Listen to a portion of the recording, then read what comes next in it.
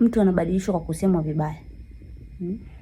Mzazi unatakiwa umseme mwanao kwa mazuri.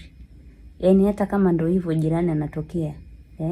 Mimi uwezo kaniambia eti mwanangu alafu mimi mwanangu ndo ana hizo tabia eti nianze na mimi. Sije mwanangu na mimi yupo kama hapo. Ushindwe na urege. Mtoto wangu mimi ana akili. Shuleni anashika namba 2. Namba 2, namba 3, yani kwenye 10 bora akosi. Yaani afanyavyo ni lazima afike hapo. Hawezi kuwa wa mwisho. Anajua. Mtoto wangu yuko vizuri, tena kuna somo la hisabati. English anajitahidi sana yani. Sana. Alafu mwanangu ni mtoto mzuri sana ambaye nyumbani akiamka asubuhi hawezi kunisubiria mama yake eti na mimi niamke eti naenda afanye kazi.